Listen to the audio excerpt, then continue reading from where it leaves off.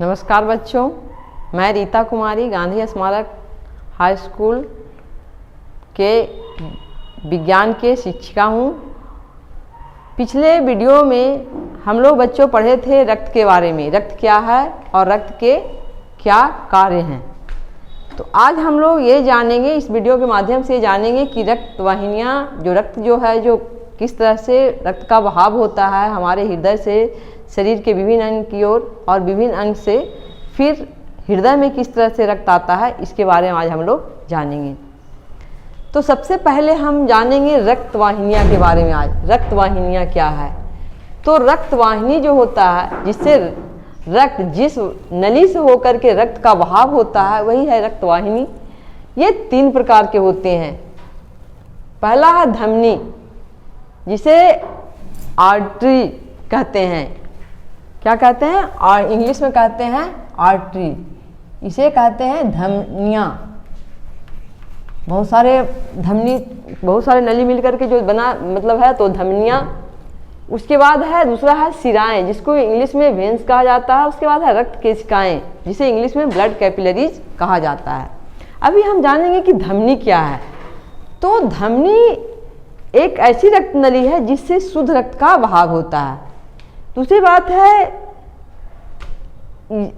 धमनी का काम होता है हृदय से रक्त को विभिन्न अंग की ओर ले जाना। ये काम है जो धमनी का होता है।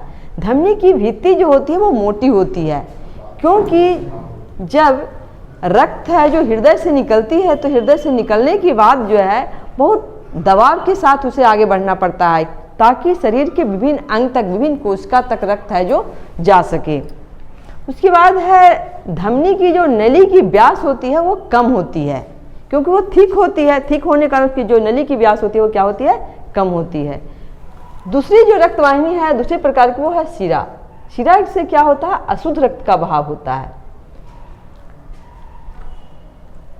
इसका जो है, इसमें जो क्या होता है, शिरा में विभिन्न अंगों से रक्त जो है फिर हृदय की ओर है, जो यानी कि अशुद्ध रक्त का जो है विभिन्न अंग से जो रक्त अशुद्ध हो गया है वो फिर से शुद्ध होने के लिए हृदय की ओर आता है।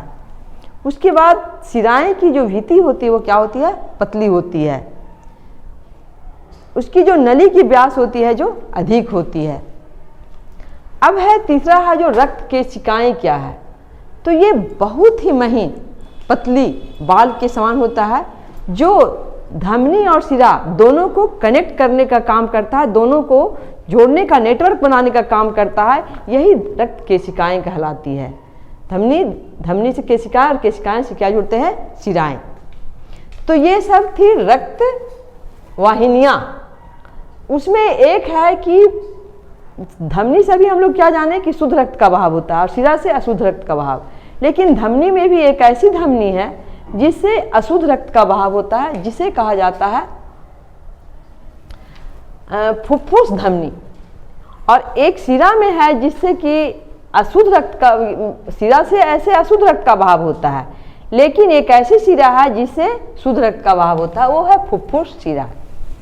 तो अब हम लोग जानेंगे, रक्त वाहिनी जान लिया, अब हम लोग क्या जानेंगे? मानव हृदय। मानव हृदय है जो किस तरह से काम करता है, किस तरह से वर्क करता है।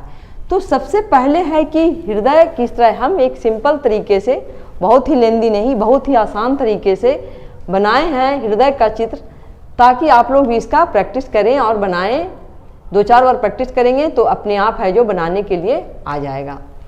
तो सबसे पहले क्या है कि हृदय जो है, मनुष्य का जो हृदय है वो 4 भाग में, 4 कक्ष में बटा होता है। ऊपर का 2 भाग जो क्या कहलाता है? आलिन। नीचे का 2 भाग है जो कहलाता है निलय। मानव का जो हृदय जो है एक मांसल ऑर्गन है। ये एक केंद्रीय पंपिंग इसको अंग भी कहते हैं, क्योंकि हृदय से जब पंप रक्त का होता है तो शरीर के विभिन्न अंग तक पहुंचता है, इसीलिए इसे केंद्रीय पंपिंग अंग कहते हैं। तो सबसे पहले हम लोग ये देख रहे हैं कि हृदय जो है जो 4 कक्ष में बटा हुआ है। ऊपर का 2 भाग आलिंद और नीचे का 2 भाग निलय। हृदय जो है शरीर के बाईं ओर थोड़ा सा झुका होता है, मतलब थोड़ा सा बाईं ओर है जो शिफ्ट होता है, ज़्यादा बीचों बीच नहीं होकर के बाईं ओर थोड़ा ज़्यादा झुका हुआ होता है। अब हम देखेंगे कि हृदय में जो 4 भाग है इस तरह से किस तरह से यहाँ कैसे रक्त आता है।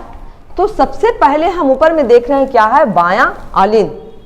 बायां आलिंद जो है यहाँ से जब फेफड़ा में रक्त शुद्ध होता है, शुद्ध होने के बाद फुफ्फुस शिराएं के द्वारा रक्त है जो बाएं आलिंद में आता है। किसके द्वारा आता है, फुफ्फुस शिरा के द्वारा, जबकि और शिराएं जो है जिससे क्या होता है, अशुद्ध रक्त का बहाव होता है, लेकिन ये एक फुफ्फुस शिरा ही है जिससे क्या होता है, शुद्ध रक्त का बहाव होता है। तो फुफ्फुस से यानी कि फेफड़ा से जो रक्त है वो फुफ्फुस शिरा के द्वारा बाएं आलिंद में आता है। बाएं आलिंद में आने के बाद है जो रक्त चला जाता है बाएं निलय में। बाएं निलय में जाता है, यहाँ पर एक बाएं और निलय और बाएं आलिंद के बीच जो है एक कपाट होता है जिसे द्विदली कपाट कहते हैं। यहाँ इस तरह ये कपाट ये लगा रहता है कि रक्त है जो फिर से वापस ऊपरी दिशा में नहीं जाए। ये जैसे ही रक्त यहाँ से ऊपर से नीचे आता है, ये अपने आप है जो ये वाल्व क्या होता है, जिसे इंग्लिश में वाल्व भी कहते हैं, वो बंद हो जाता है ताकि रक्त है जो ऊपर की ओर वापस नहीं जा सके। तो रक्त है जो कहाँ चला आया, बायां निलय में। बायां निलय में आने के बाद महाधमनी के द्वारा ये है जो क्या है, एक हाथ एस के आकार का एक बनाए हैं, इस तरह से सिंपल वे में बनाए हैं ताकि आप लोग आसानी से बना सके। तो ये है जो महाधमनी है। क्या है ये, महाधमनी। महाधमनी में क्या हो कि रक्त जो है अब यहाँ से महाधमनी के द्वारा शरीर के विभिन्न अंग में, जितने भी अंग हैं हर एक अंग में महाधमनी के द्वारा है रक्त है जो चला जाता है। विभिन्न धमनी में, विभिन्न अंग में रक्त जाने के बाद अब रक्त है जो चला जाता है दाएं आलिंद में। दाएं आलिंद में जो कंधे से ऊपर का, गले के ऊपर के जो भाग है अग्र महाशिरा के द्वारा आलिंद में आता है। कौन आलिंद में आता है, दायां आलिंद में आता है। और शरीर के जितने गर्दन से जो नीचे का जो भाग है, नीचे के जो अंग हैं, उससे जो रक्त जो जाता है दाएं आलिंद में, वो जाता है पश्च महाशिरा से। अब रक्त कहाँ चला आया, दायां आलिंद में।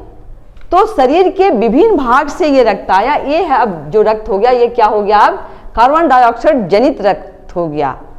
मतलब अब ये रक्त है जो यहाँ जो रक्त का बहाव को शरीर के विभिन्न अंग में गया, ऑक्सीजनित रक्त, वो अब रक्त है जो क्या हो गया, वहाँ पर है जो ऑक्सीजन जो है हर एक कोशिका तक छोड़ दिया गया और वहाँ से जो कार्बन डाइऑक्साइड जो मुक्त किया गया, कार्बन डाइऑक्साइड जनित रक्त है, वो है जो अब है जो आलिंद में शरीर के विभिन्न अंग से आता है। वहाँ से दाएं आलिंद में आने के बाद चला जाता है दाएं निलय में। और दाएं निलय में आने के बाद है जो रक्त फिर क्या चला जाता है, फुफ्फुस धमनी में। क्योंकि अब रक्त जो क्या हो गया, ये कार्बन डाइऑक्साइड जनित रक्त है, इसमें कार्बन डाइऑक्साइड की मात्रा अधिक है और अब ये रक्त है जो फुफ्फुस धमनी में चला जाता है। वहाँ है जो, क्योंकि ये रक्त अब क्या है, अशुद्ध हो गया और फुफ्फुस धमनी में जाने के बाद है जो रक्त चला जाता है फेफड़ा में, फिर से शुद्ध होने के लिए चला जाता है। तो इस तरह से हम लोग देखें कि एक बार रक्त को शुद्ध होने में, एक चक्र चलने में रक्त को 2 बार शरीर ये हृदय से होकर के गुजरना पड़ता है, इसलिए इसे दोहरा परिसंचरण भी कहा जाता है। आज हम लोग इतना ही पढ़ेंगे और आगे हम लोग इसके बारे में कुछ और आगे अध्ययन करेंगे।